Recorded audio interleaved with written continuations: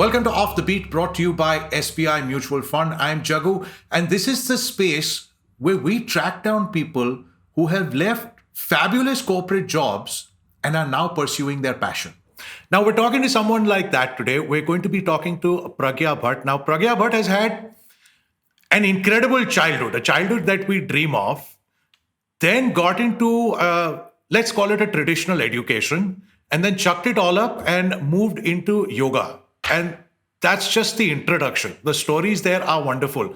Helping us out on the show is going to be Soumyajit Ghosh. Now, Soumyajit is the founder director of Wealth App Distributors. Now, mind you, he's had plenty of investment banking experience at a whole bunch of MNC banks. In 2014, Soumyajit started his own entrepreneurial route, as it were, and he's been a financial advisor, a certified financial planner, a wealth management expert since then. Also, with the Indian arm of Sotheby's International Real Estate. So there's a lot to happen there. Pragya, Soumyajit, thank you for doing this and welcome to the show. Thank you so much. Thank you very much. Pragya, let me come to you. Your father was in the Indian Foreign Service. So you've literally lived across how many continents? Different cities within the continents. So about 11 cities in 6-7 different continents. So that was phase one. Phase two was when you said, right, I'm going to do the traditional thing and do my engineering. So you're also a BTech. Yes. And then you joined the corporate world where you worked with Infosys and Accenture. Yes. And I think, for a lot of engineers of my age and my generation, that has a lot to do with parental aspirations as well. And then you chose, that was about an 8-year stint, 8.5-year stint after you graduated from engineering. Yes. Then you chucked it all up because you had an interest in yoga. Not only did you practice yoga, you then taught yoga, you then did a master's in yoga. You're hoping to do a PhD, and we're going to come to Soumyajit with that a little bit later. But you've also written a book and been published and available on Amazon and Kindle, Beyond Asanas, the Myths and Legends Behind Yogic Postures. Now, look, at some point, I want to bring Soumyajit into this because here's what we're trying to help you with. Now, you, like a good traditional saver, somewhat unlike me, have started saving pretty much from your first salary onwards. Is that correct? Yes, thanks to my parents. Yes. Fair enough. Yeah. So basic savings are in place. Your insurance, if you will, your SIPs, if you will, a little bit of a retirement plan. But you have future goals. You want to have eventually, once COVID is done, a couple of years from now, perhaps a yoga studio. You also want to study further, whether it's going to a yoga guru or whether it's a PhD. You also want to perhaps plan a family. So as much as the simple savings are in place because you've had that much time to do it and you've been successful in both your careers, we do want to plan a little bit ahead. So let me get Soumyajit into this.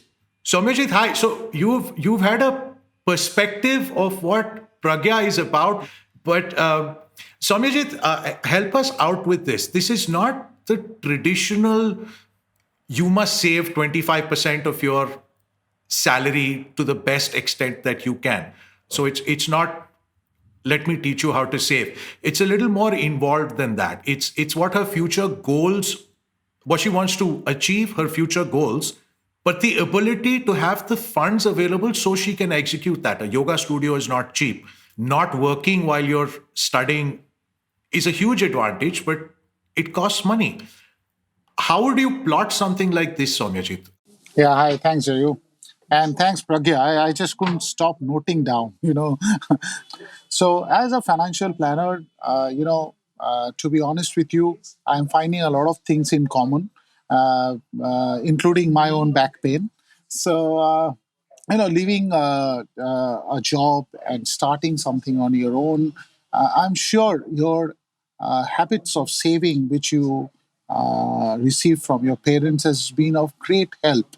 So, as a financial planner, we are actually the experts in guiding you with that financial plan, with that step-by-step approach by which our clients come to know how much is it to save, at this rate if they save, and if the returns come at this X rate, How much will the corpus be?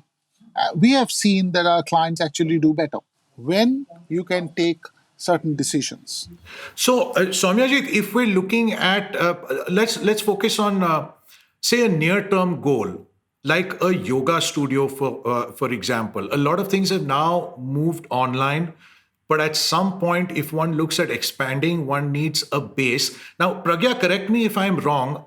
I know we're answering this question that you've raised on your behalf, but pretty much anybody in your sphere, your peers, your colleagues, are grappling with this situation. Sure, they're on different stages of their life, but at some point, the aim is to have a yoga studio, a place to call your own, your personal headquarters, if you will. Is it safe to say that you're not the only one within your sphere that is actually looking for something like that? Yes, yes. Most yoga teachers need a space to teach. And not everyone is comfortable, or not everyone has a house where there's an extra room, full of yoga props and yoga mats, where they can call their students home. So I think most people, yes, are looking for. We'll extrapolate that using your example. Give us a sense of costs. What do you need to start with? What is a running cost? What is a break even? Just give us ballpark figures. Yoga teacher salaries, and that's where the challenge is, because it is it's usually a freelancing job. We are independent teachers. We are not employed full time. So the amount of salary, the salary you draw every month, is also variable. So let's say a teacher like me, who's been teaching for about a decade, we would draw anywhere between 2.5 to 6.5 lakhs, depending on who the students are, and a good, so for instance, in Jan, I'm expecting a lot of people to register for classes. Everyone has those New Year resolutions. But, then you see that petering off by the middle of the year. You see, a drop in classes and things like that. So it's all variable, but these. Oh, so you'll have a monthly change in income almost, and on a sort of sliding scale, Jan to December. Yes. Yes. So you need to literally factor in a lower income, say July to December. Yes. Okay, yes. interesting. And so you're looking at, sure, you have a startup cost of 10 to 15 lakhs, maybe 18 lakhs. And these are figures for metro cities in India, I would believe. Yes.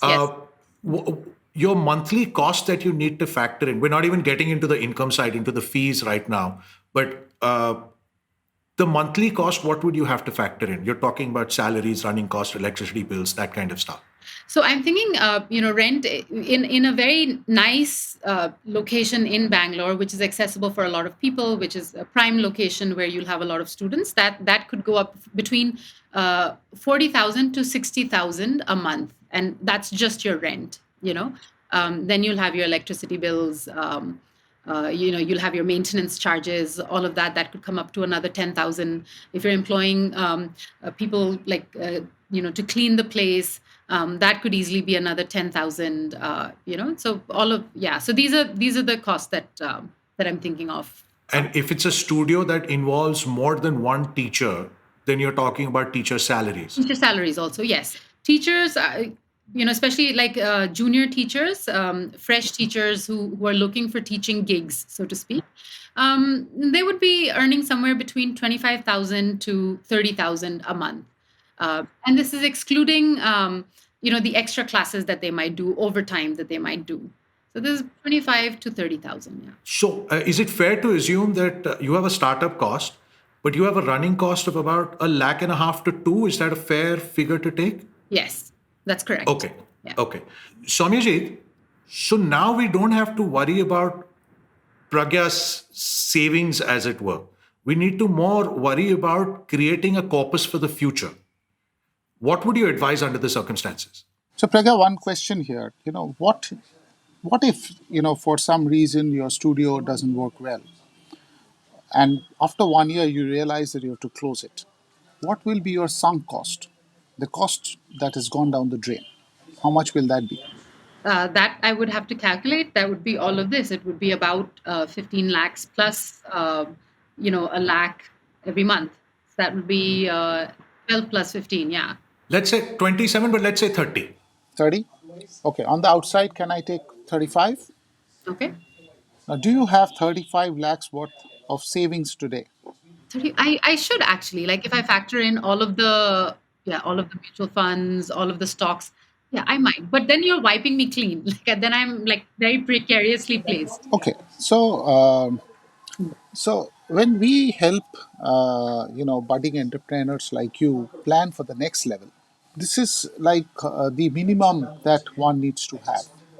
So if you are saying that you try this out, and in 1 year's time you also lose your 5 lakhs a month which you're earning today, because you will have to put in a lot more effort, which is your sweat capital, into the business. So your own income may drop actually. You're completely right. Yes. And then after 1 year, if it doesn't work well, then you have to again restart what you're doing today. So it may not really go up to 5 lakhs in month one. So it again would need to recreate your student base, and to get back to your current level of earning, you may need another 1 year. So practically, a minimum saving portfolio of 50 lakhs is what you need to have. And how soon can you create that will sort of be the timeline for you to start thinking about this venture. Okay. So can I ask you a question? Yeah. So, let's say a teacher who's just started, like a teacher who's earns let's say about a lakh a month, and they've just started. Would you recommend that it's much better to then get this, something like this financed, get the studio financed instead of putting in your own savings? Pragya, are you talking a bank loan? Are you talking an investor? Either one, either. Yeah. Because like now I know a lot of people who've gotten investors, to finance their studios. So, as I was saying, Government of India provides mudra loan to budding entrepreneurs who are planning to set up small businesses in India. Up to 10 lakh loans, the paperwork is very simple, and the bank is supposed to support you uh, with your new venture. And mudra loan can be received for a larger amount also, but then you have to fill up a detailed form and give some kind of a business plan. You don't have to go to a chartered accountant or any planner or anyone to give you to give those numbers. The form itself is self sufficient for you to fill it up and submit to the bank, and the bank sort of evaluates the opportunity of your business and decides to fund you. So that is one way of looking for a loan. Apart from that, if you're looking for private finance, then only your friends or family members would be your best possible route. Someone who is not known to you will not really risk any money for a new business. So if someone is really looking for a loan to start the business, obviously there is no need to really have a lead time.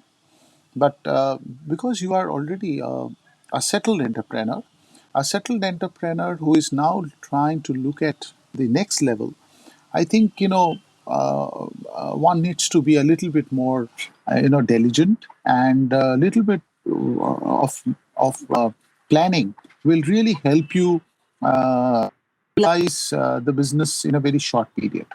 So, Soumyajit, can I ask you this? You made an interesting point.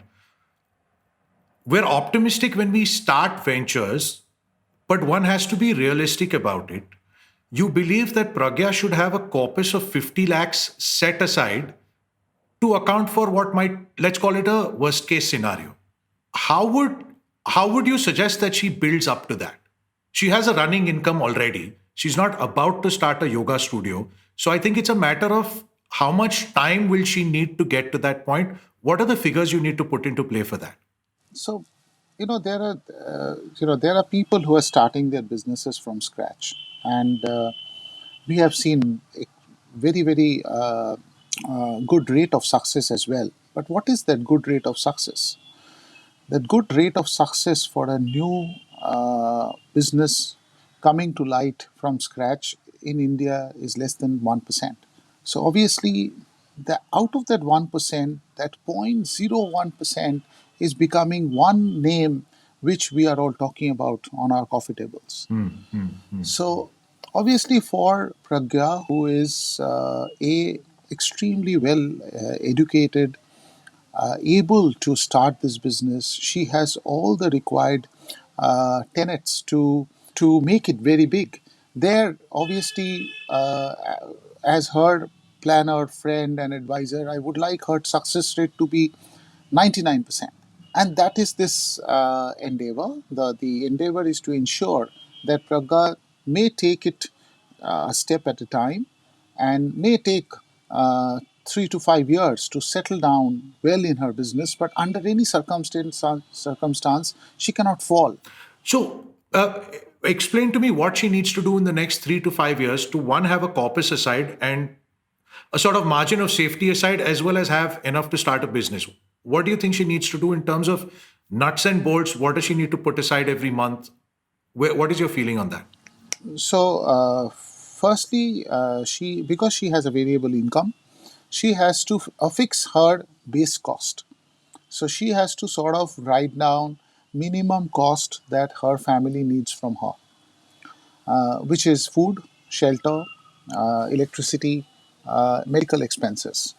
If she is supporting her parents or anyone else apart from her family, or philanthropy that she has to keep doing. So minimum cost that she has to pay, put on the table on the first of the month. Anything apart from this, party expenses, expenses on food in restaurants, clothes and everything else, are discretionary spends. These are not essential spends, but we do it because we are earning well and we keep doing it. But she has to sort of like we differentiate between garbages, like that. Expenses have to be separated.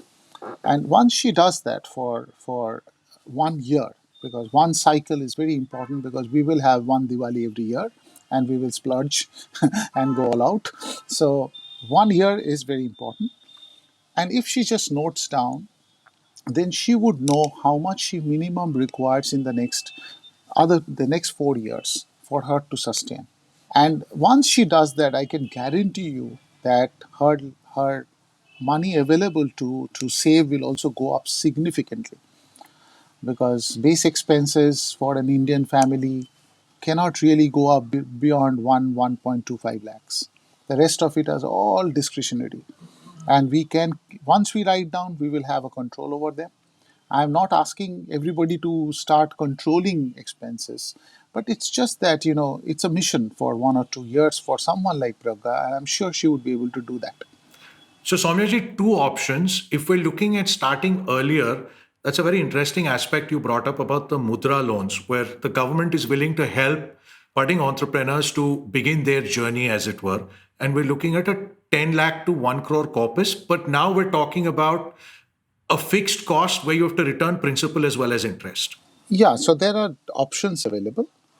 You can even get holidays for 1 or 2 years before you start repaying those loans. So that depends on the nature of the business, but in general, Mudra loan would mean that you are only repaying the interest for the time being. Fair enough. Up until you've settled down and you're in a position a couple of years hence to start paying the principal also. The flip side of it is, if you don't want to involve, let's call it external financing, whether it's friends and family or whether it's the bank or the government, you're looking at a slightly more disciplined approach, which is something that I like. One, figure out what your costs are, because literally you are your own business.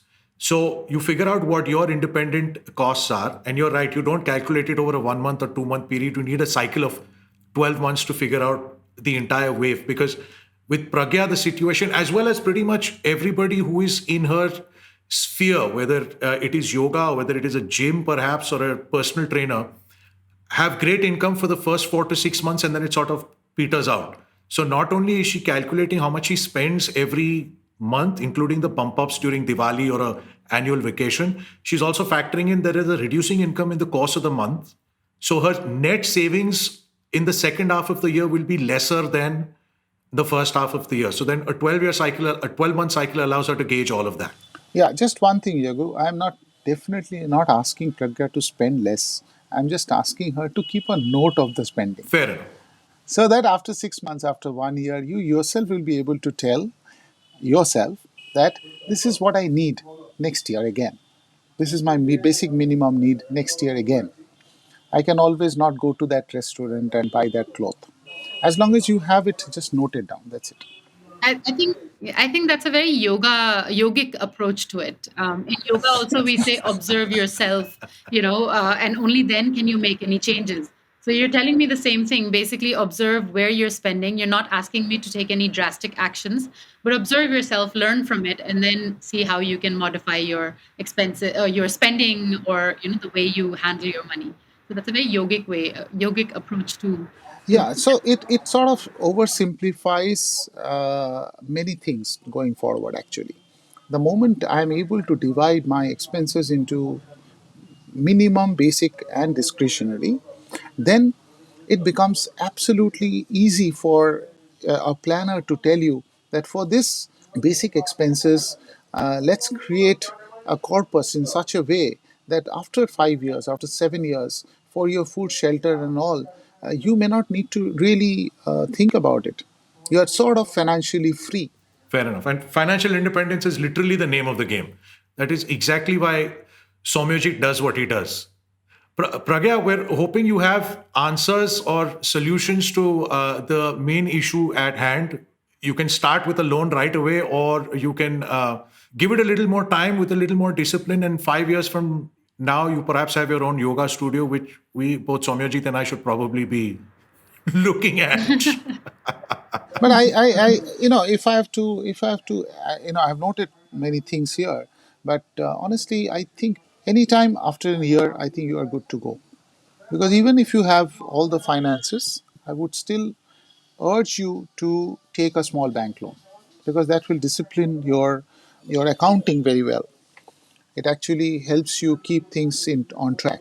So even if a 10 lakh loan, which is very simple to get, and for someone with your kind of background will get it within maybe 1 month's time, it's always good to go for that loan. Sometimes when we even see that a person can go away and right away buy a house for 3 crores, we say, "Sir, 1 crore ka loan le lijiye." It only helps you have a bank as you go forward. They do the due diligence of the house that you are buying, and even if you can pay the entire thing, it is always good to take a bank loan. Okay, that's great advice. I'll keep that in mind. Yeah. Fair enough. Pragya, Soumyajit, thank you so much for being part of this, and Soumyajit for the advice that you've given, and Pragya for bringing us this opportunity. Want to learn a little bit more about what you can do, and plus the solutions that have been provided are pretty much, I'm sure, going to help more than just you, and I completely appreciate that. That was Off the Beat, brought to you by SBI Mutual Fund.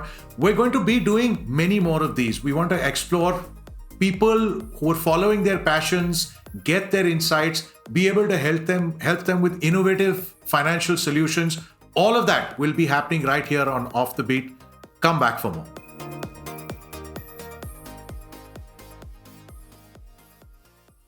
An investor education initiative by SBI Mutual Fund. To know more, visit fundguru.sbimf.com. For service-related requests, write to customer.delight@sbimf.com or visit sebi.gov.in for other queries. Mutual fund investments are subject to market risks. Read all scheme-related documents carefully.